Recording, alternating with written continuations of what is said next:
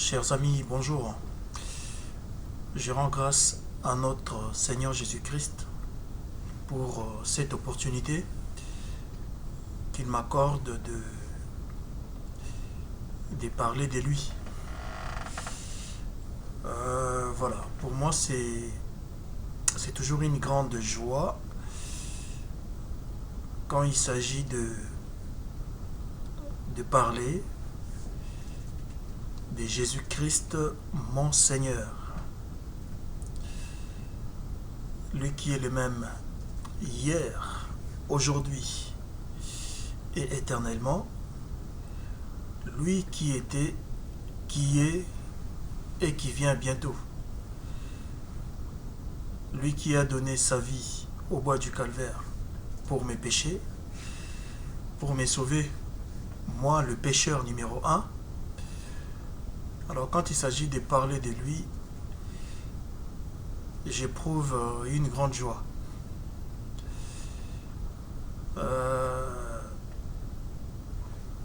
En faisant cette vidéo, cette joie est moindre par rapport à la joie que j'éprouve quand je vais évangéliser, bien parler de Jésus-Christ dans la rue, quand je suis face à une personne, pas une personne virtuelle, mais une personne physique, comme ça.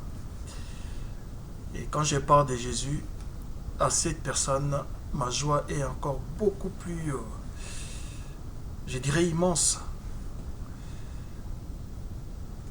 Et je dirais, c'est une joie infinie quand, après avoir parlé à cette personne physique, pas virtuelle, quand après avoir parlé avec cette personne et que cette personne donne son approbation pour recevoir le Seigneur Jésus-Christ dans son cœur, dans sa vie. Et là, cette joie est vraiment une joie infinie, quoi. À ce moment-là, c'est infini. Quand la Bible dit il y a de la joie au ciel, quand une seule âme est sauvée, il suffit, je ne sais pas, il n'y a que moi peut-être qui peut réaliser ça. Peut-être vous avez déjà éprouvé cette même joie. Alors ce que je vais dire, si en voyant une personne recevoir Seigneur Jésus-Christ, ça peut nous amener une joie immense, une joie aux allures d'infinité. À combien j'arriverai pas à mesurer les degrés de joie qu'il y a au ciel. Moi qui suis sur la terre, je parle à une personne de Jésus et la personne donne son cœur à Jésus. Et moi qui lui ai parlé, l'envoyant venir à Jésus, donner sa vie à Jésus, j'éprouve une joie aux allures d'infinité. Alors les anges maintenant qui sont au ciel, pourrions-nous essayer de mesurer les degrés de leur joie par rapport au salut de cette personne-là, au salut d'une seule âme qui est sauvée? Je dis ceci, bien-aimés, c'est pour nous dire que nous les chrétiens, nous qui avons cru au Seigneur Jésus-Christ, nous qui sommes l'Église, nous qui sommes baptisés du Saint-Esprit, notre première mission sur ces bas mondes, c'est d'aller vers les perdus. C'est d'aller vers les perdus. Ici, je vais encourager l'Église. Dans mon introduction, je vais encourager l'Église, pas à pique-niquer tout le temps, à faire tout le temps des pique-niques, pas à organiser tout le temps des concerts, pas à se transformer à un organisme, à une organisation qui donne des dons ou des trucs du genre, à se transformer au secours populaire ou au secours catholique ou au resto du cœur. Non, ce n'est pas la mission de l'Église. J'encourage l'Église là. Quand j'ai dit j'encourage l'Église, mon frère, ma soeur, toi qui es baptisé du Saint-Esprit, je t'encourage d'aller vers les perdus. D'aller vers les perdus. Parce que voyant seulement une seule personne donnant son accord, une seule personne vous suppliant, en vous disant, messieurs, qu'est-ce que je dois faire? Frère, qu'est-ce que je dois faire? Vous m'avez parlé de Jésus. Maintenant, je vais faire quoi? Rien qu'en écoutant cette question-là, il y a quelque chose qui se passe en vous. Il y a quelque chose qui s'émeut en vous. Et cette chose-là, cette émotion-là, vous apporte une joie aux allures d'infinité. C'est comme si cette joie-là ne va pas s'arrêter. Donc mon frère, je t'encourage. Ma soeur, je t'encourage. Va dans la rue, va dans les places publiques, au travail, à ton travail. Voilà. Où que tu sois, utilise toutes les occasions qui t'est favorable, toutes les occasions qui te sont favorables. Utilise ces occasions-là pour parler de Jésus-Christ, le Fils de Dieu, aux perdus. On se dirige droit vers les temps de la fin. Bientôt la porte sera fermée. Bientôt il n'y aura plus à évangéliser. Il n'y aura plus à aller parler à gauche, à droite. Or, si on veut avoir l'esprit de Moïse en nous, cet esprit qui dit à Dieu que Seigneur, ne les détruis pas. Si tu veux les détruire, commence par me détruire moi. Moïse qui s'adresse à Dieu au sujet d'Israël. Dieu dit à Moïse, Moïse, je vais détruire le peuple d'Israël. Et à partir de toi, voilà, je vais me faire un autre peuple. Moïse se jette à la brèche. Il dit, Dieu, ne les détruis pas. Si tu veux les détruire, commence par me détruire moi. Alors si on a cet esprit de Moïse en nous, en regardant autour de nous, en regardant nos familles, en regardant les perdus, en regardant les alcooliques, en regardant les prostituées, si on a cet esprit de Moïse en nous, cet esprit qui se jette à la brèche, si on peut seulement se jeter à la brèche nous-mêmes, disant à Dieu, Seigneur, cette femme-là prostituée qui vit à côté de moi, je ne veux pas qu'elle meure. Commence par moi. Si cette femme-là va mourir, non, c'est d'abord moi, il faut que moi je meure d'abord. Commence par moi. En intercédant, avec des pleurs, avec des larmes, pour le perdu, disant à Dieu, Seigneur, d'abord, si cette personne-là va être perdue, non, je préfère moi être perdu que cette personne-là. Si on a cet esprit de Moïse en nous, le Seigneur Dieu, qui est plein de miséricorde, qui est le Tout-Puissant, il fera quelque chose pour cette personne-là, pour cette prostituée-là, pour cet alcoolique-là, pour cette personne qui est dans les drogues-là, ces drogués, ces meurtriers. Le Seigneur fera quelque chose pour cette personne-là. Donc, je nous encourage. Je nous encourage. Je nous encourage. Vous savez, quand nous sommes dans notre assemblée, on n'expérimente pas beaucoup de choses. On n'expérimente pas beaucoup de choses. Qu'est-ce qui se passe au fait? Quand on est dans l'assemblée, dans nos assemblées, il y a la puissance de Dieu qui est déjà là avec nous. Il y a le Saint-Esprit qui est là avec nous. Le Seigneur Jésus-Christ est là avec nous. tout paraît un petit peu normal. Tout paraît un petit peu habituel.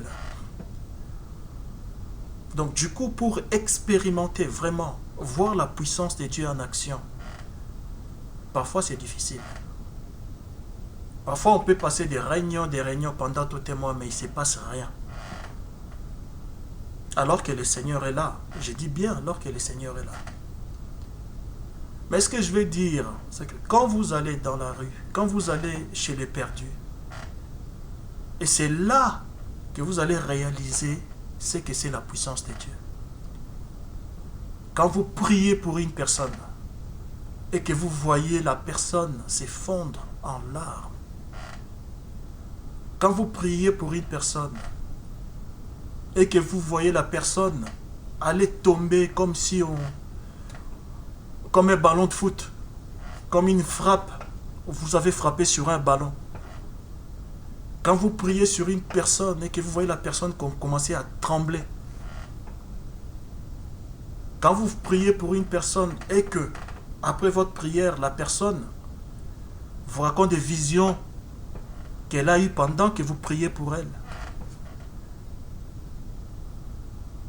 Ah ça, bien-aimé, ça peut vous changer, ça peut vous apporter un plus dans votre foi.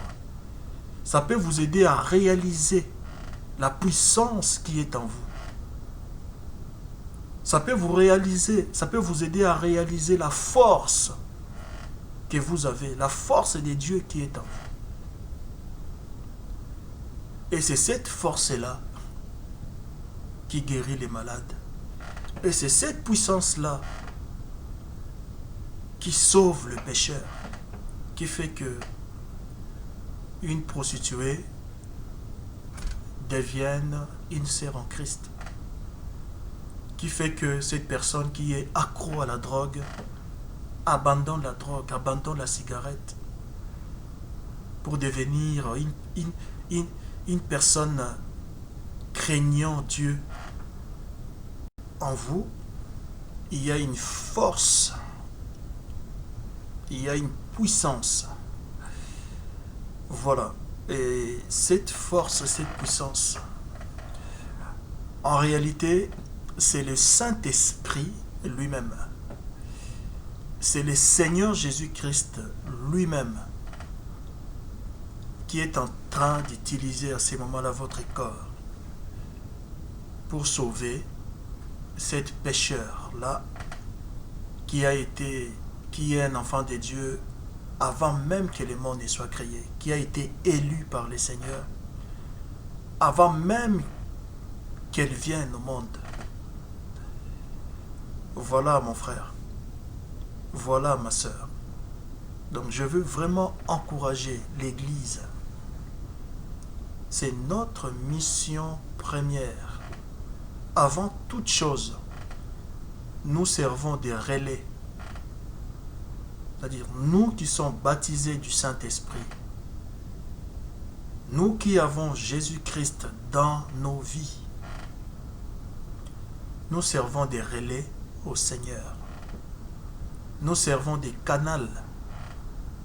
Nous sommes un canal.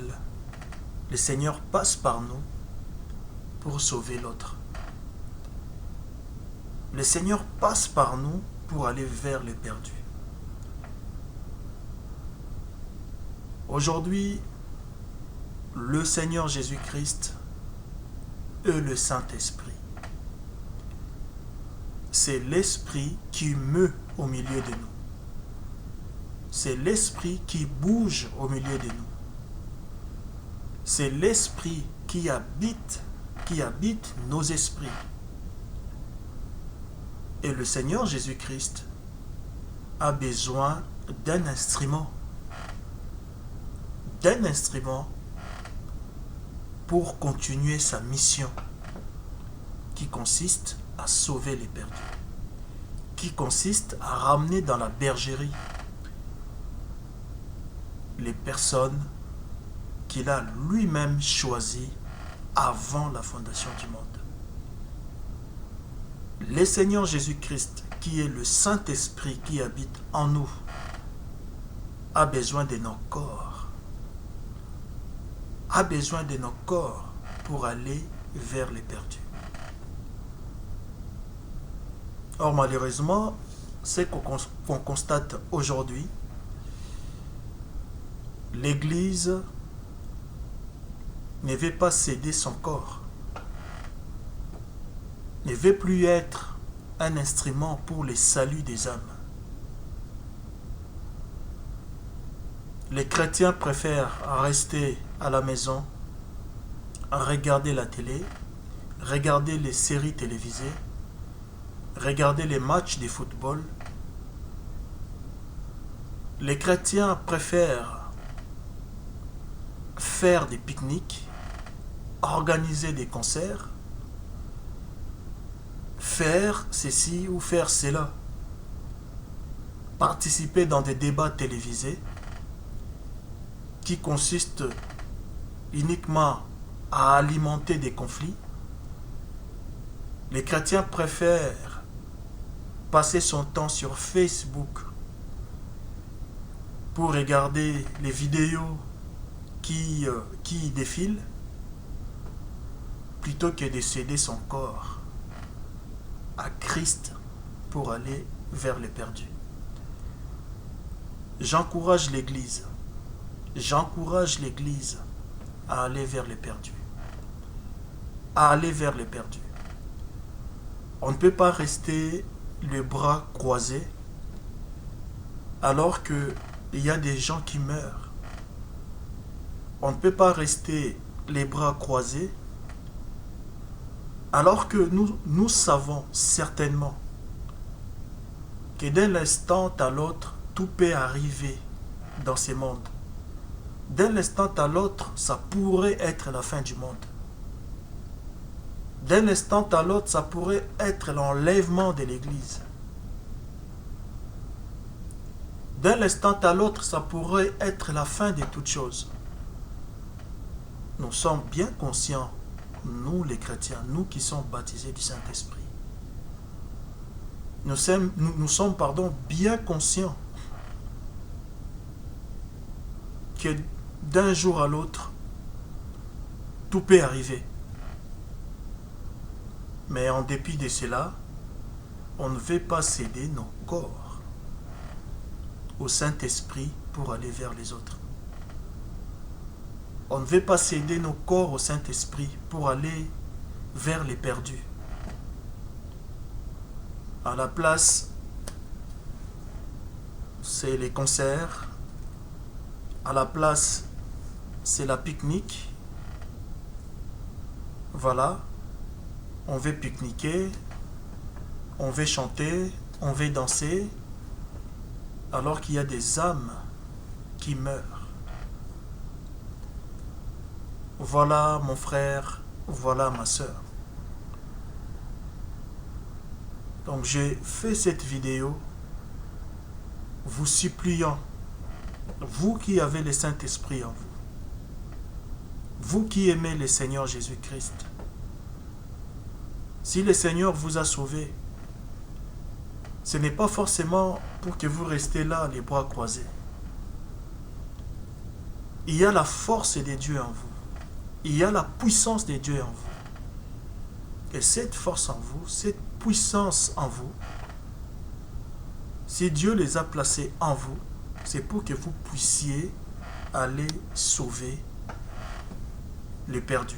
Que vous puissiez aller vers les perdus. La force et la puissance de Dieu ne peut agir chez les perdus que si vous acceptez à céder votre corps.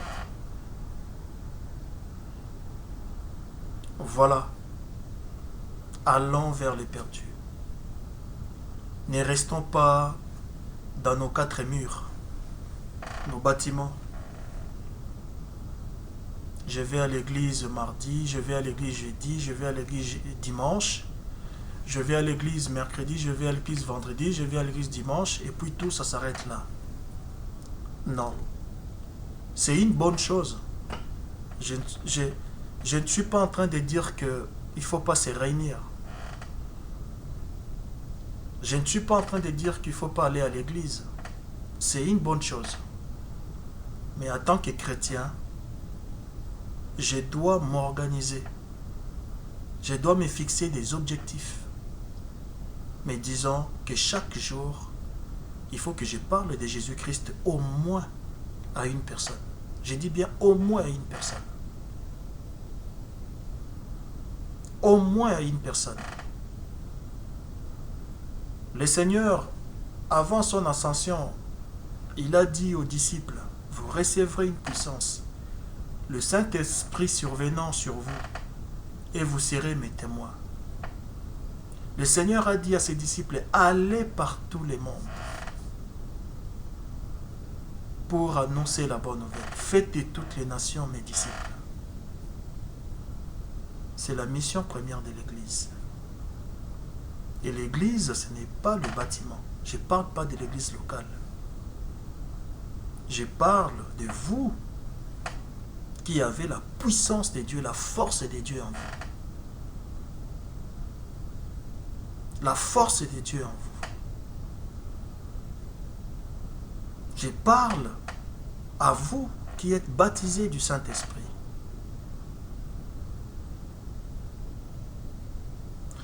Et d'ailleurs, quand vous avez l'Esprit de Dieu en vous, quand vous avez le Saint-Esprit en vous, forcément cet esprit, comme c'est l'esprit de Moïse, comme c'est le Seigneur Jésus-Christ,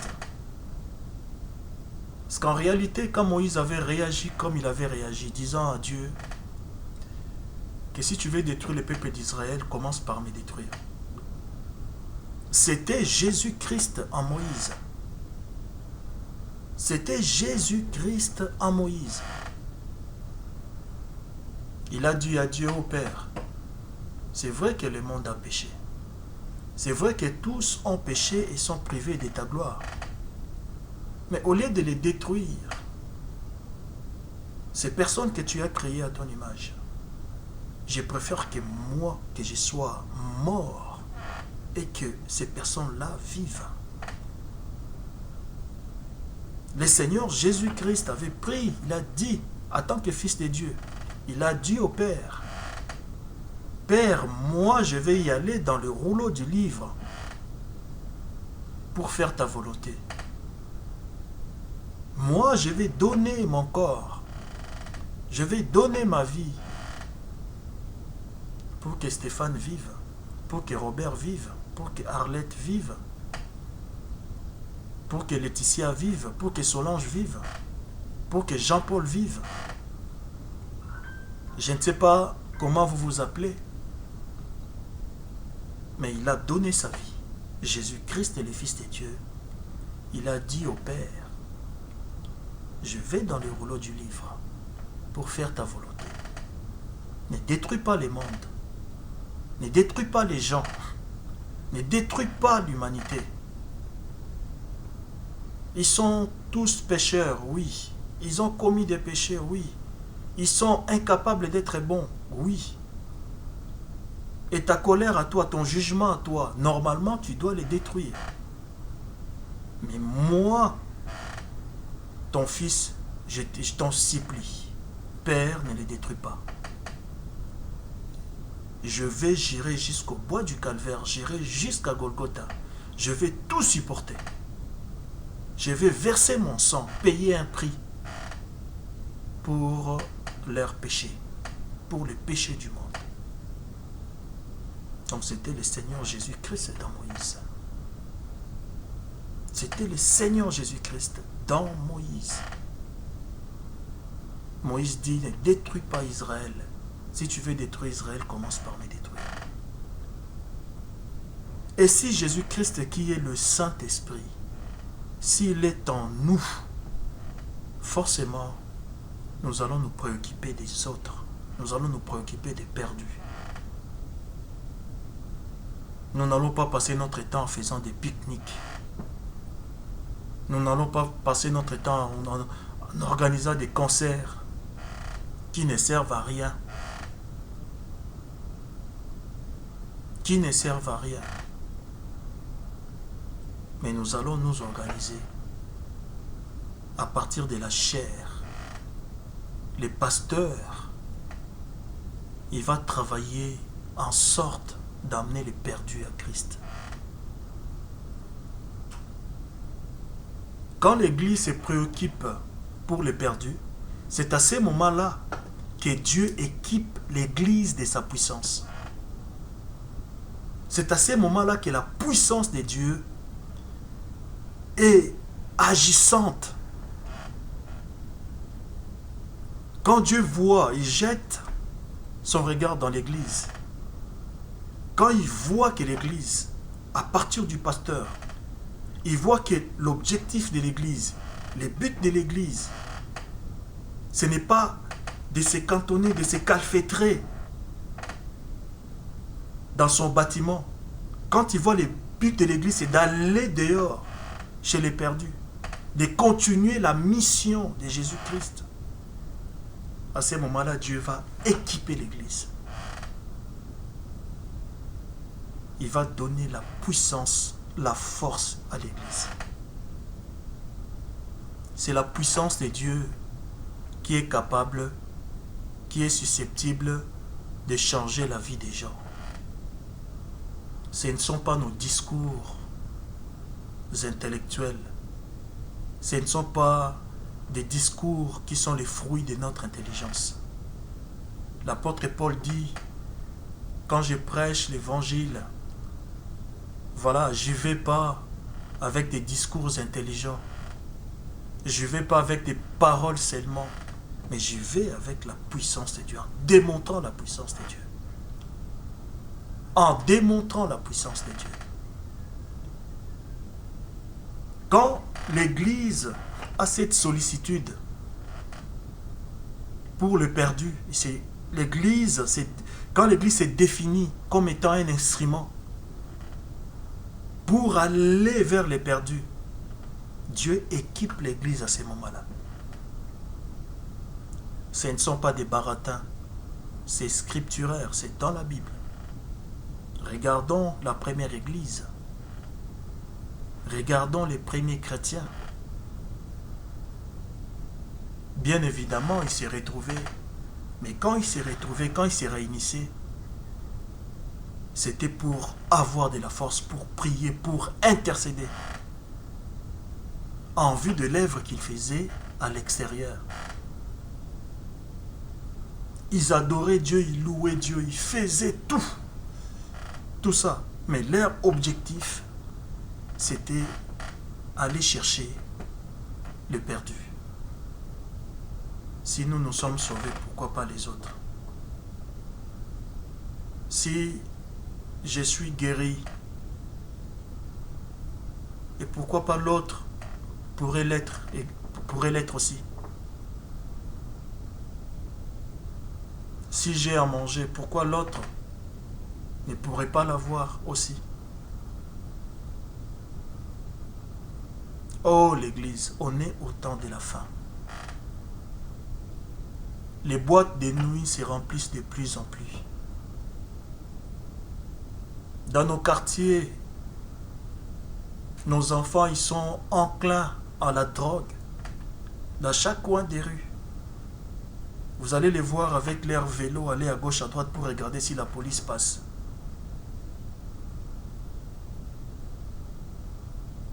Dans nos habitations, parfois vous n'arrivez même pas à dormir tellement qu'il y a la saleté à gauche et à droite.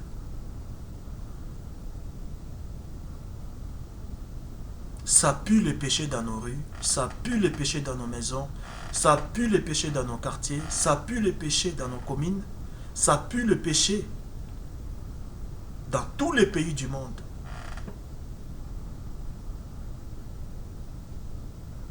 Étant donné qu'il n'y a que le Seigneur seul qui sait qui serait sauvé et qui ne le serait pas, notre travail à nous, l'Église, c'est simple. Notre travail à nous, l'Église, c'est simple. De ne pas rester avec nos tam-tams chaque fois, nos instruments, nos organisations, nos cérémonies. Je ne dis pas que c'est mauvais tout ça. Mais notre action ne doit pas être limitée à ça. Nos instruments, nos organisations, ça doit nous aider, nous amener vers le perdu.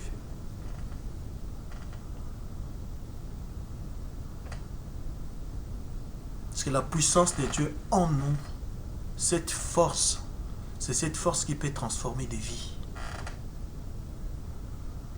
La puissance de Dieu en nous, c'est elle qui peut changer des vies. Le monde n'a plus de solutions. La médecine n'a plus de solutions. Un jour, j'ai regardé à la télé, on a donné des statistiques à peu près 70 000 maladies dont on ne peut pas soigner. Il y a des cancers un peu partout. Les gens n'ont plus aucun espoir. De plus en plus de personnes sont abandonnées par des médecins.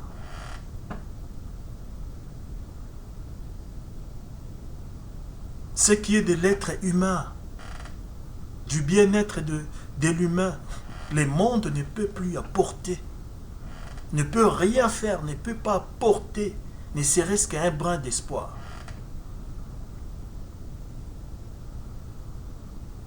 Tu as un cancer, ton entourage, ta famille, on se croise les doigts. Tout le monde réfléchit à quand est-ce qu'il va partir. Est-ce qu'il s'en sortira, est-ce qu'il s'en sortira pas? Alors qu'il suffit que l'Église, change ses objectifs. Il suffit que l'Église se dise oui, mon objectif premier, c'est d'aller vers les perdus. Ce n'est pas de rester dans mon beau bâtiment. Des bâtiments bien décorés, bien propres, avec des allées, ça peut prendre 10 000, 15 000 personnes.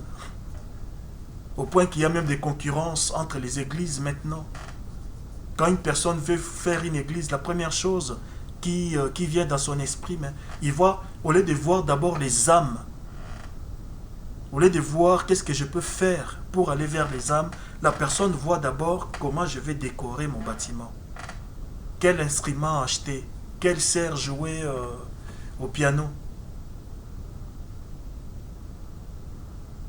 Qui est-ce que je peux sélectionner ou prendre pour faire mon équipe musicale. Comment pourrais-je faire pour organiser ma chorale? Mais dehors, il y a des âmes perdues. On n'y pense pas. On n'y pense pas. Ou du moins, de moins en moins. De moins en moins.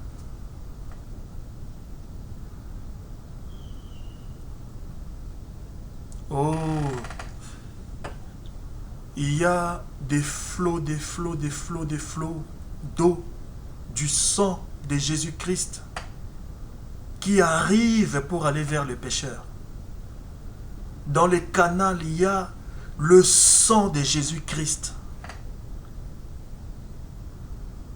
Le sang de Jésus-Christ, lui qui a été immolé avant la fondation du monde, du ciel, le sang de Jésus-Christ coule dans les canals. Et il arrive à l'église et l'église fait un barrage. Fait un barrage. Or, dans le sang de Jésus-Christ, il y a la puissance des guérisons. Il y a la puissance qui transforme des vies. Il y a la puissance qui apporte le bien-être à l'humanité. Là où l'homme a failli, le sang de Jésus-Christ ne peut pas faillir. Mais ce sang-là arrive dans les canals, arrive au lieu que l'Église ait le quatre bras s'ouvrent dans les quatre coins du monde pour que le sang coule un peu partout, afin que les gens soient sauvés, et l'Église met un barrage. On a l'impression que c'est comme s'il n'y a plus de puissance dans le sang de Jésus-Christ. Non. Il y a infiniment la puissance. La substance même de ses sangs, c'est la puissance de Dieu. C'est la puissance de Dieu pour le salut de quiconque qui croit. C'est la puissance de Dieu pour la transformation des vies des croyants. C'est la puissance de Dieu pour la guérison de toutes les maladies qui existent dans ce monde. Dans le sang de Jésus, il y a la guérison du sida. Dans le sang de Jésus, il y a la guérison des cancers.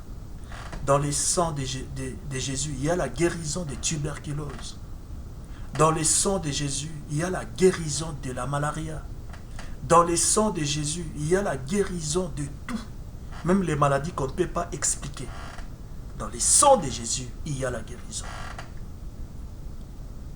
Et ce sang, depuis la source inépuisable du ciel, ça passe par les canaux, ça arrive à l'église et l'église met un barrage. L'église met un barrage. À la place de laisser la puissance de Dieu, à la place d'être le quatre bras du Seigneur pour que l'eau, le sang puisse circuler dans le monde entier, l'église met un barrage. L'église dit non. Le sang de Jésus-Christ, tu passes pas. Nous, on va faire des pique-niques. Nous, on va faire des concerts religieux. Nous, on va communier. Communier. Pour l'église, la communion, c'est manger ensemble. On va partager du foufou, on va partager de la semoule, on va partager de... Je ne dis pas que c'est mauvais. Mais le prophète de Dieu dit même que la communion, c'est un dialogue. C'est un dialogue. Mais ce n'est pas mon sujet. Ce n'est pas mon sujet. L'Église érige un barrage. Du sang de Jésus-Christ, tu arrives là, tu passes pas.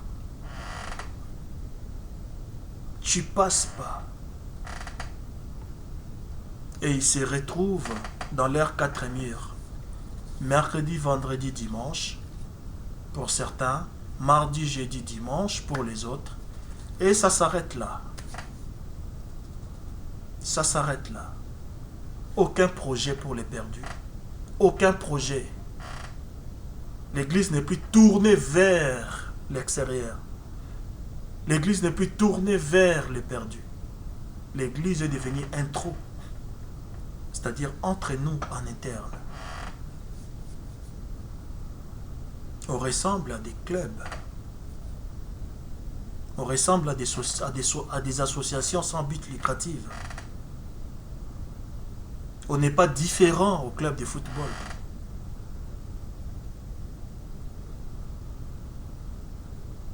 Or, notre mission première, c'est d'aller vers les perdus. Et nous devons y mettre tous les moyens. Donc, ça veut tout simplement dire tout ce que Dieu me donne. Si Dieu me donne un travail, c'est pour que l'argent que j'aurai dans ce travail-là, bien évidemment, je vais payer mes factures, je vais payer la maison, mais s'il me reste quelque chose, cet argent-là, je vais le verser dans le but d'aller vers les perdus. Si j'ai des maisons, je peux vendre. Je peux vendre avec cet argent-là. On organise des campagnes d'évangélisation pour aider le perdu. Je ne parlais pas d'ici de nourrir les gens avec 5 pains et 2 poissons. C'est une bonne chose. Mais je parle des saluts des âmes. Parce que je crois à la puissance de l'évangile. Je crois à la puissance du sang de Jésus-Christ.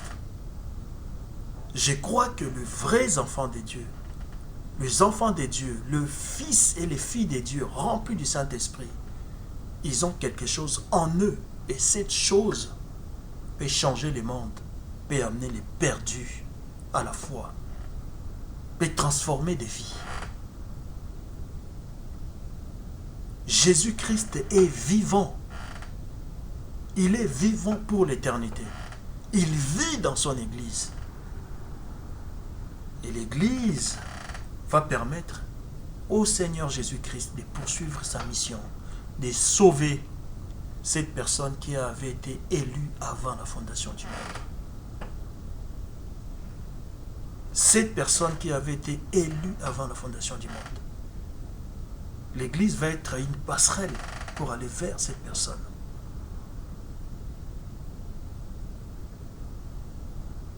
Nos pères apostoliques, ils ont compris ça. C'est la raison pour laquelle à leur époque, il y avait des miracles, il y avait des guérisons, il y avait des choses inouïes qui se passaient. Mais à notre époque, c'est de moins en moins. Pourquoi? Parce que nous avons perdu notre cap. Nous avons perdu notre cap. On doit aller vers les perdus. Il y a des gens qui souffrent. Il y a des gens qui n'attendent que toi. Il y a des gens qui n'attendent que moi. On peut se jeter à la brèche, on peut pleurer, on peut prier pour les pécheurs dans nos bâtiments. Mais ça ne doit pas s'arrêter là. Il faut qu'on donne à Jésus nos corps comme instrument. Qu'on permette à Jésus d'aller vers cette personne-là. D'aller vers cette personne-là. Je me jette à la brèche, je dis Seigneur, ne tue pas ces pécheurs-là. Si tu veux les tuer, si tu veux les détruire, commence par me détruire moi. Je me suis jeté à la brèche. Mais après, je ne dois pas rester dans mes quatre murs. Il faut que je sorte, que j'aille vers cette personne-là. Lui dire qu'il y a un homme qui était le Fils de Dieu, qui a donné sa vie au bois du calvaire, qui a accepté l'ignominie, qui a accepté les crachats, qui a accepté les fouets pour vous sauver. Il faut que j'aille. Les restes des choses, si cette personne-là va être convertie, ou si elle ne va pas être convertie, si elle va me croire ou si elle ne va pas me croire, ça, ce n'est pas mon problème. C'est le Saint-Esprit, c'est le rôle du Saint-Esprit de convaincre le monde pour ce qui concerne les péchés. Moi, je me jette à la brèche. Je pleure à Dieu pour cette personne. Après, je suis mes larmes. Je me lève. Je vais cette personne, je lui parle. Et c'est le Saint-Esprit qui va convaincre cette personne-là. Et le Saint-Esprit est vivant. Il le fait. Il convainc le monde en ce qui concerne les péchés. Il convainc le monde en ce qui concerne les péchés. Un jour, je suis allé, c'était un dimanche, je suis allé dans une église, je ne vais pas citer les noms. Étant dans l'église, je m'ennuyais à mort. Parce que c'était toujours les mêmes rituels. Je savais que le conducteur des chants, il va entonner tel chant, et après il y aura ça, après il y aura ça, après il y aura ça, après il y aura ça. J'étais très mal à l'aise. À moi, il y a quelque chose qui m'a dit, tu sors. Je suis sorti de cette église-là. Je ne savais pas où j'allais. Je suis allé un peu comme ça, là où l'esprit me dirigeait. Je suis arrivé à un endroit. Il y avait un couple qui était complètement ivre.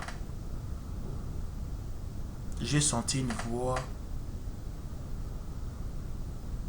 en moi, parce que j'ai commencé déjà à avoir pitié d'eux. Ça m'avait fait mal. Et j'ai senti une voix qui m'a parlé, qui m'a dit allez leur parler. On était debout sous un arbre. Je leur ai parlé du Christ et de l'évangile. Je leur ai dit que le Seigneur Jésus-Christ est mort pour eux, Je ne suis pas allé pour leur condamner que vous êtes des alcooliques, vous irez en enfer. Non. Je leur ai parlé de ce qui s'est passé au bois du Calvaire. Qu'il y a un homme qui s'appelle Jésus, qui a donné sa vie pour eux. Et ils étaient ivres, mais à un certain moment, je me suis rendu compte, le Saint-Esprit est vivant, qu'ils étaient devenus des personnes normales. C'est comme si l'ivresse était partie. Et j'ai commencé à prier. Quand j'ai fini, j'ai prié pour ces personnes. Moi, j'ai prié simplement. C'était pas pour aller prendre veste, aller lancer sur les gens, démonstration de l'onction, démonstration de puissance, non. J'ai demandé tout simplement la miséricorde de Dieu pour eux, que Dieu les aide. Mais ces personnes ont commencé à trembler. Et quand j'ai fini, l'homme m'a regardé, il m'a dit, vous avez des fétiches, vous avez la magie, vous avez des gris-gris. J'ai dit, moi j'ai des gris, des fétiches. Il dit, mais comment se fait-il que quand vous priez pour nous, je tremble. Et après, j'ai été obligé de leur expliquer que le Seigneur Jésus-Christ les aimait. C'était probablement la puissance de Dieu qui agissait en eux pour les aider.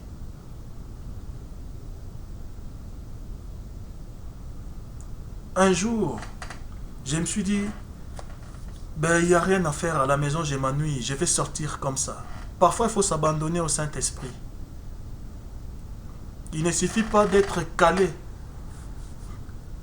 dans la façon dont on évangélise, qu'on se dise, bon, aujourd'hui, on va faire 3 rues. On va aller dans cette rue-là. Si vous êtes conduit par le Saint-Esprit à le faire, c'est une bonne chose. Mais ce que je veux nous dire, parfois, il faut s'abandonner tout simplement à Dieu. Dire à Dieu, Seigneur, je sors. Je ne sais pas à qui je vais parler. Conduis-moi à la personne à qui je vais parler. Je suis sorti comme ça. Je ne savais même pas ce que j'allais faire. Je suis allé à la banque pour faire un petit retrait. Et quand j'ai fait mon petit retrait, en tournant, il y a une femme qui m'a parlé. Vous savez, quand une femme mondaine, qui ne connaît pas les seigneurs, vous parle, c'est toujours des bêtises. J'ai commencé par ces bêtises-là. Ces mêmes bêtises qu'elle disait. J'ai répondu à ces questions et progressivement, j'ai introduit Jésus dans la conversation. C'était une femme musulmane, une femme arabe. Après, il y avait un débat derrière, parce qu'il a fallu faire la différence entre le prophète Mohammed. Je l'appelle le prophète Mohammed pour respecter. C'est pour les musulmans, c'est un prophète de Dieu, le prophète Mohammed. Et tous mes amis musulmans avec qui j'ai parlé, quand ils m'ont parlé de cet homme, j'ai compris que je ne le connais pas, je ne l'ai pas vu, mais j'ai compris que c'était un homme bien. C'est un homme qui poussait les gens à faire du bien. Et je respecte. J'ai commencé par respecter son prophète. Et après, je lui ai démontré, je lui ai dit, pour qu'on soit sauvé, il faut qu'une personne meure. Quand vous mangez pour vivre, parce que si vous ne mangez pas, vous n'allez pas vivre. Donc pour votre chair, pour que votre chair vive, il faut déjà qu'il y ait un mort. Vous mangez des légumes là, quand elles sont dans les jardins, quand ce n'est pas encore déterré, ces légumes-là sont en vie. Mais quand vous les déterrez, vous tuez ces légumes. Et la mort de ces légumes vous apporte la bonne santé. Apporte la vie dans votre corps. Quand vous mangez de la viande, du bœuf, je ne sais pas, c'est une chèvre ou une vache ou un bœuf qui a été tué. Donc sur le plan charnel, pour que notre corps vive, Il faut que quelque chose meure pour nous apporter la vie. Et pour nos âmes, il a fallu qu'une personne meure. Et cette personne, j'ai commencé à lui expliquer. Ce n'est pas Abraham, ce n'est pas Moïse, ce n'est pas le prophète Mohammed, ce n'est pas Bouddha, ce n'est pas qui ou pape ou qui que vous pouvez imaginer. Mais il y a eu une personne pour sauver nos âmes qui a accepté de mourir, qui a versé son sang. Qui a versé son sang. Et cette personne, il s'appelle Jésus-Christ. Et cette dame m'a regardé, elle m'a dit, Aïssa, j'ai dit oui. Aïssa a versé son sang pour nous. Et personne dans le monde ne pouvait le faire. Il fallait qu'une personne qui est venue directement du Saint-Esprit, Aïssa, Jésus-Christ, que vous appelez Aïssa, lui, il est venu dans ce monde sans les rapports sexuels de papa et maman. Et il a donné sa vie. Lui qui n'avait rien fait de mal, mais il a donné sa vie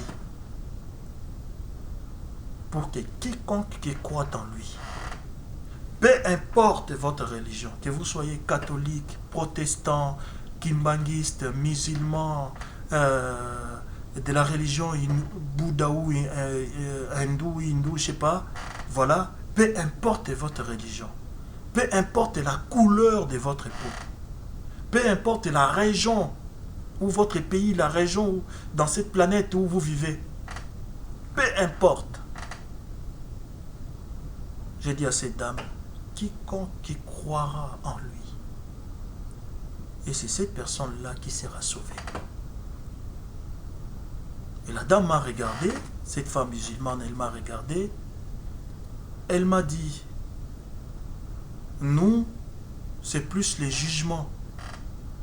C'est les jours de jugement qu'on saura qui est sauvé et qui n'est pas sauvé. Je me suis mis encore à lui expliquer. Et je lui ai dit, les jours du jugement, en réalité, tous ceux qui vont passer au jugement, personne ne sera sauvé.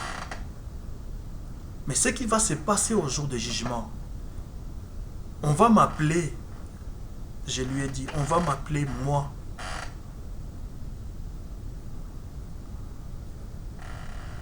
Le Seigneur Dieu va me condamner, il va me dire, tu as volé, tu as couché avec la femme des nôtres, tu as été ceci, tu as menti, tu as fait ceci, tu as fait cela. Je serai un homme potentiellement perdu. Mais comme j'avais cru en celui qui avait versé son sang pour moi, comme j'avais cru à Aïssa, comme j'avais cru au Seigneur Jésus-Christ, je dis à cette femme musulmane, Aïssa va venir, il va dire à Dieu, oui, Stéphane avait fait ça, il avait fait ça, il avait fait ça, il avait fait ça. Mais moi, Aïssa, moi, le Seigneur, moi, Jésus-Christ, j'ai donné ma vie pour lui. Il a cru en moi, j'ai payé un prix fort. À partir de ce moment-là, je serai gracié. Je serai gracié. Cette femme m'a regardé. Elle est restée bouche bée, sans parole. Elle m'a regardé, elle m'a dit, frère, qu'est-ce que je dois faire maintenant? Qu'est-ce que je dois faire maintenant? Dans mon esprit, je me suis retrouvé au temps des apôtres. Quand les gens venaient pour parler aux apôtres, hommes, frères, qu'est-ce que nous devons faire? C'est ça la puissance de l'évangile. Permettre uniquement à Dieu, au Saint-Esprit d'utiliser ton corps pour le salut de l'autre, pour le salut des perdus. Cette femme musulmane m'a demandé, frère, qu'est-ce que je dois faire? Qu'est-ce que je dois faire? Je lui ai répondu comme les apôtres. que vous devez croire à ce que Jésus-Christ a fait pour vous au bras du calvaire. Vous devez vous repentir et sceller votre engagement par le baptême au nom de Jésus-Christ. Elle m'a répondu, elle m'a dit, je suis prête à être baptisée. Je croyais rêver. Elle dit, vous êtes prête à... Je suis prête à être baptisée au nom de Jésus-Christ. Mais pour que Jésus-Christ vienne en moi, que je sente Jésus-Christ vienne vivre en moi, qu'est-ce que je dois faire? Et là, il y a quelque chose qui m'a dit, prie pour elle. Juste devant la banque, dans la rue, je l'ai prise dans mes bras. J'ai commencé à prier pour elle. Des simples paroles, implorant la miséricorde de Dieu pour elle. J'ai prié sincèrement pour cette femme, demandant à Dieu que si un jour je serai au ciel, que je vois cette femme au ciel. Pendant que j'ai prié, je la sentais dans mes bras en train de pleurer. Elle a versé des larmes, elle a pleuré, elle a pleuré. Au point qu'à la fin de ma prière, j'étais obligé de la prendre dans mes bras pour la consoler. Elle n'arrêtait pas de pleurer. Elle n'arrêtait pas de pleurer. Je lui ai posé la question, j'ai dit, non, non, maintenant vous êtes sauvés. Essuyez vos larmes. Elle m'a répondu, quand vous priez pour moi, j'ai eu une vision. J'ai vu Aïssa avec sa croix. Elle m'a dit qu'elle a vu le Seigneur Jésus-Christ pendant que j'ai prié pour elle. Elle a vu le Seigneur Jésus-Christ portant sa croix et qu'il y avait des sangs partout. Moi, je disais des simples paroles, demandant sa miséricorde, la miséricorde de Dieu pour elle, mais le Seigneur s'est manifesté à elle directement. Je donne ces exemples, tout simplement, il y en a tant, il y en a beaucoup. Tout simplement pour dire que nous ne devons pas rester dans nos quatre murs. Nous devons aller vers le perdu. Le Seigneur a besoin de nos corps. Il y a des enfants de Dieu un peu partout. Ne jugeons pas les gens. Le Seigneur a ses enfants dans toutes les religions. Dans toutes les religions. Il y a des personnes dans toutes les religions qui n'ont besoin que d'entendre les sons de l'évangile. La foi vient de ce qu'on attend. Et ce qu'on attend vient de la parole de Christ.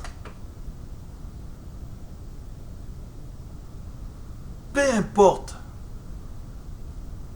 On ne se met pas de barrières, on ne juge pas les autres.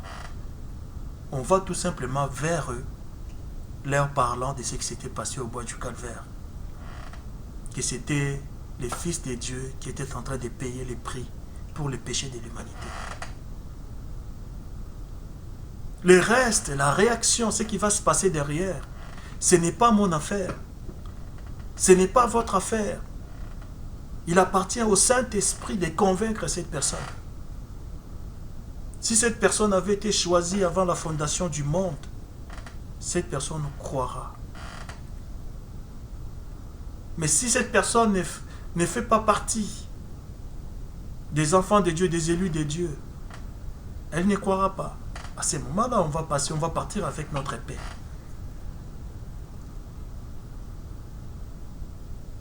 Voilà. J'encourage l'Église. J'encourage l'Église. J'encourage l'Église.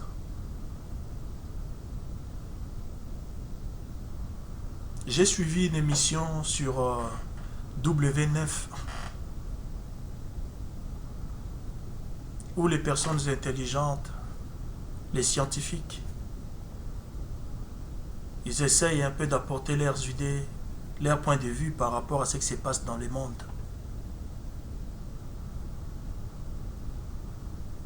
L'écosystème qui est en train de s'effondrer, les dérèglements climatiques, des inondations, des tempêtes, des tornades. J'ai regardé cette émission. L'être humain avait toujours se fixé un temps. Ils disent en 2050, il y aura ceci, il y aura cela.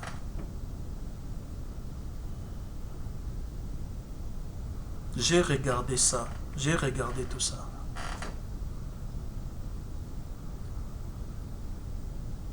Je me suis senti interpellé. J'ai dit, il y a une part de vérité dans tout ça, dans ces films et documentaires. Il y a une part de vérité. Sauf que eux, ils ont fixé un temps. Alors que la Bible nous interdit de fixer un temps. De dire que demain je ferai ça. La Bible nous dit de dire si Dieu le veut. Et par rapport à la prophétie, l'enlèvement de l'Église peut arriver, c'est-à-dire les vrais chrétiens baptisés du Saint-Esprit vont disparaître, vont être enlevés, comme Enoch l'avait été, comme Élie l'avait été. Les vrais chrétiens qui sont remplis du Saint-Esprit vont disparaître du monde. Et cet événement arrivera quand? Ça peut arriver d'un instant à l'autre. Et par rapport au jugement, aux choses bizarres, malheureuses qui vont détruire le monde, par rapport à ces choses, ça dépend uniquement de l'enlèvement de l'Église. Et une fois que l'Église est enlevée, il se passera des choses dans ce monde. Il y aura des sauterelles qui vont apparaître. Des sauterelles géants qui vont tuer les gens. Il se passera beaucoup de choses dans ce monde. Et tout dépend de l'enlèvement de l'Église. Enlèvement de l'Église, c'est-à-dire la disparition des vrais chrétiens, des gens qui ont Jésus-Christ, qui sont baptisés du Saint-Esprit.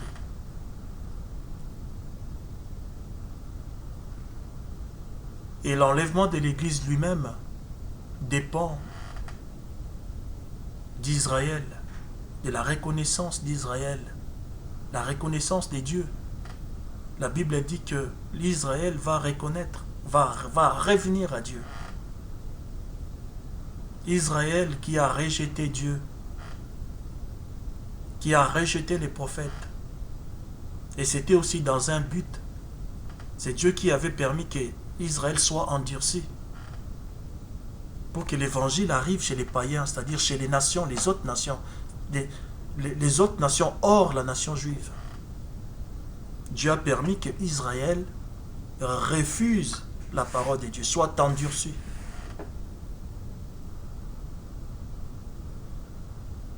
Et au temps de la fin, Dieu a promis que tout Israël serait sauvé. Là, on voit Israël est en train de revenir à Yehoshua, à Mashiach. Israël attend la venue du Messie. Israël attend la venue du Christ. Il y a même des préparatifs pour la construction du temple. Pour la construction du temple. Et si ma mémoire est bonne, ça sera la 3e fois que le temple sera reconstruit. Ça sera la 3e fois. Pas avec Zorobabel, si mes connaissances sont bonnes, c'était la 1re fois. Et avec Néhémie, c'était la 2e fois. Et là, ça sera la 3e fois. Or, les 3, c'est les chiffres parfaits de Dieu. C'est la perfection. Dieu agit toujours en 3. Et ça sera la dernière fois que le temple sera reconstruit. Et là, les préparatifs vont bon train. Vont bon train. J'ai écouté des rabbins sur Internet. J'ai vu les images. On est en train de tout rassembler, tous les ustensiles qui étaient dans le temple. On est en train de les rassembler. Parce que Israël attend les Messies. Attend Yehoshua Hamashiach. Or, l'enlèvement de l'Église arrive avant que le Seigneur Jésus-Christ se dirige vers Israël. Avant que Yehoshua Mashiach aille chez les Israélites, il faut que l'Église soit d'abord enlevée. C'est ce qui s'était passé exactement avec Joseph en Égypte. Avant que Joseph se fasse connaître à ses frères, il a fallu que Joseph ait une femme étrangère et que cette femme aille dans la chambre. Joseph va envoyer tous ses serviteurs et sa femme dans la chambre. C'est seulement quand sa femme et ses serviteurs vont aller dans la chambre, Joseph va se tourner maintenant.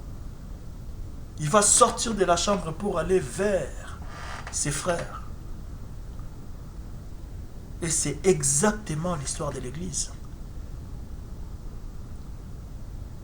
Les croyants du temps de l'apôtre Paul, qui étaient baptisés du Saint-Esprit. Les croyants du temps d'Irénée, qui étaient baptisés du Saint-Esprit. Les croyants du temps de Martin, qui étaient baptisés du Saint-Esprit. Les croyants du temps de Colomban, qui étaient baptisés du Saint-Esprit. Les croyants des temps de Luther, les croyants du temps de Wesley, et les croyants de ces temps-ci, du temps de William Marion Branham, qui sont baptisés du Saint-Esprit. Tous ces croyants-là vont aller dans la chambre. Ils vont aller dans la chambre. L'église, l'épouse de Joseph va aller dans la chambre avec les anges.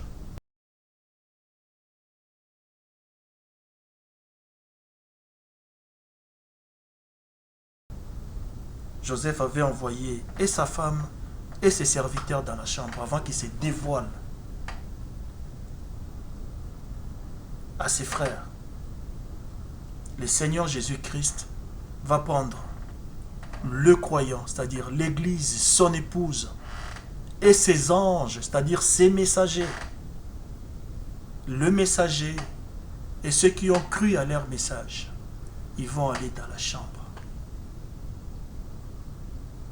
Ils vont aller dans la chambre.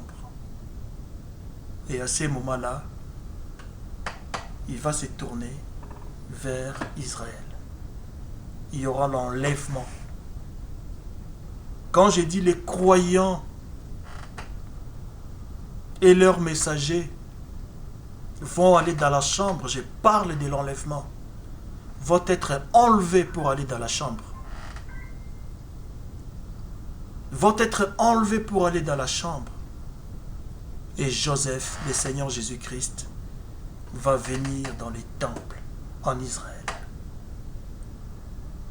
Et tout Israël va se convertir. Comme le prophète Zacharie l'a fait savoir. Israël va pleurer. Israël va prendre Jésus-Christ entre les mains. Israël va dire, mais qu'est-ce qui nous est arrivé? Pourquoi nous t'avons rejeté? Pourquoi nous t'avons tué?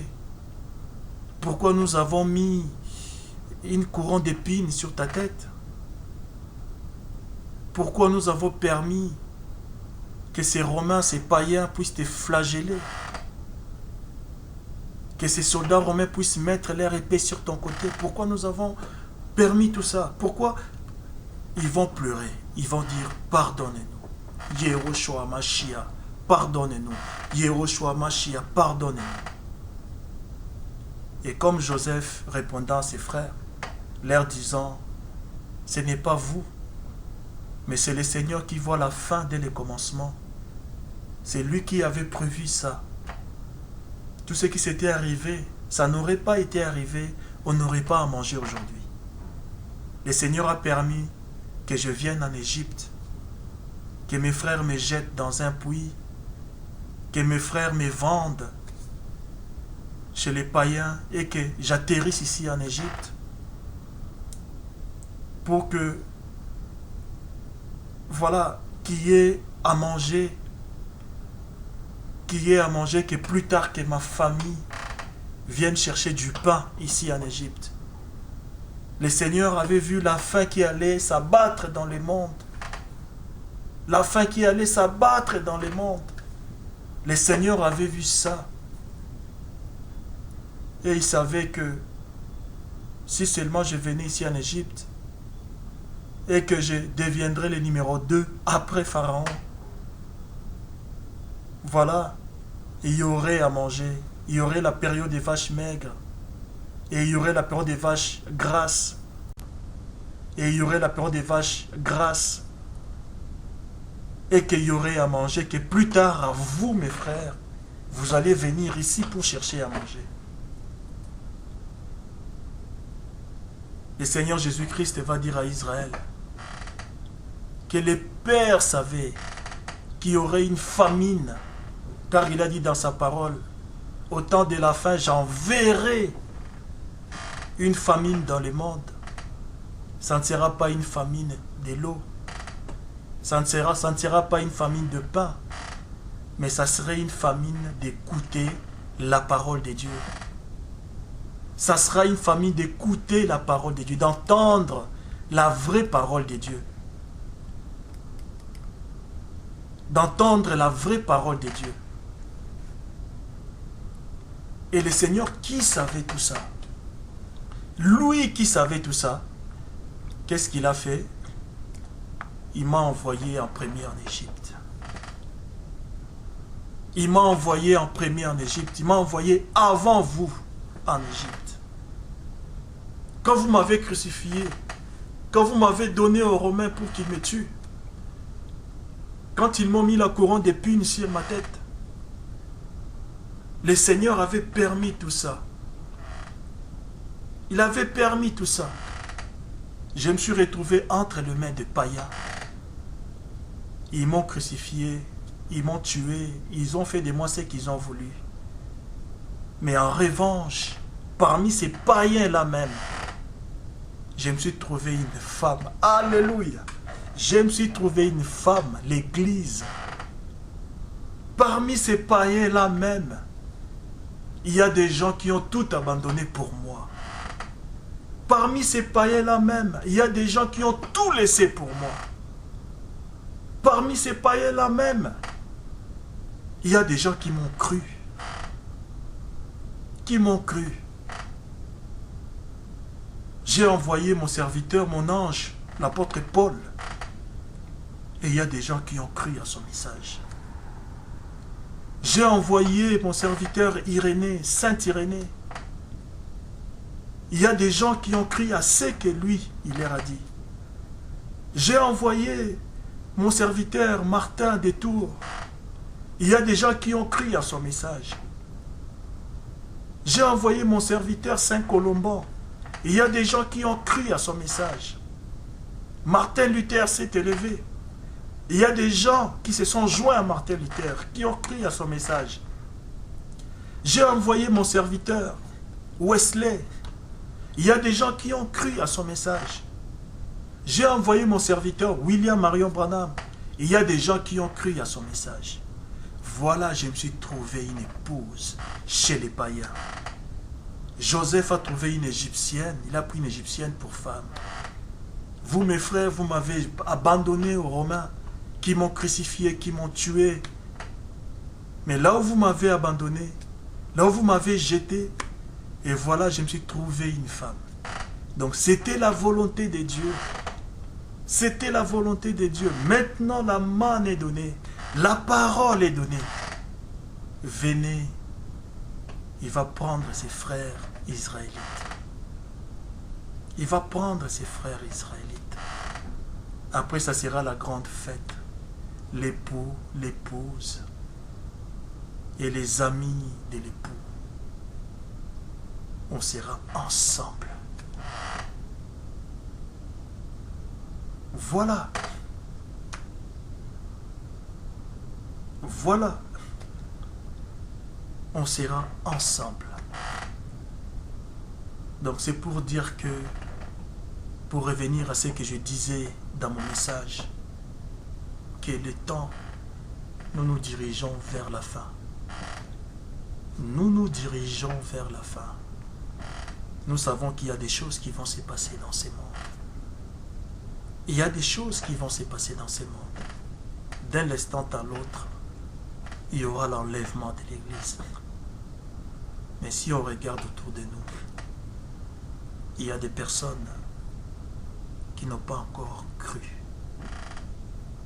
Il y a des personnes qui n'ont pas encore cru. Qu'est-ce que nous allons faire? Attendre l'enlèvement et partir? Tant pis pour ces personnes-là. Tant pis pour les prostituées. Tant pis pour les alcooliques. Tant pis pour les lesbiennes, pour les homosexuels. Tant pis pour les magiciens, pour les sorciers. Tant pis pour les satanistes. Tant pis pour toutes ces personnes-là qui sont perdues. Non, ça ne serait pas digne. La volonté de Dieu est qu'aucun périsse, que tous viennent à la repentance. Voilà pourquoi nous devons donner nos corps. Pourquoi nous devons donner nos corps comme instrument. L'Église doit s'engager pour cette cause, la propagation de l'Évangile. L'Église doit céder son corps au Saint-Esprit, à Christ, pour le salut des âmes. L'Église doit céder son corps à Christ pour le salut des âmes. Voilà mon frère, voilà ma sœur. Je suis à la fin de mon message. Ce que j'ai voulu apporter aujourd'hui, c'était uniquement encourager l'Église à mettre un peu les pique-niques de côté, à mettre un peu les concerts religieux. C'est bien de louer le Seigneur. Mais quand des concerts, on organise des concerts alors qu'il n'y a même pas de temps pour organiser une sortie pour aller évangéliser. Et c'est là que les bas blessent, c'est là qu'il y a un problème. C'est là qu'il y a quelque chose qui ne va pas. Cédons nos corps à Christ. Mon frère, toi qui m'écoutes, ma sœur, toi qui m'écoutes, cédons nos corps à Christ. Allons vers les perdus. La puissance de Dieu est en nous. Et Dieu nous a donné cette puissance, pas pour que nous puissions la garder pour nous. Mais cette puissance, ça sert à sauver les autres. Cette puissance, ça sert à transformer la vie des autres. Voilà, que le Seigneur vous bénisse richement, richement, richement, richement. Personnellement, je rends grâce à Dieu pour ces moments qu'il m'a accordé de parler de ces choses. Donc soyons motivés, ayons un objectif en tête. Disons-nous, si par jour je pouvais parler ne serait-ce qu'à une personne, pas deux, mais une personne du Seigneur Jésus-Christ, ça serait déjà un objectif accompli. Voilà, que le Seigneur vous bénisse richement. Et je profite de cette occasion parce qu'on est à la veille de Noël. Passez des bonnes fêtes de Noël en famille.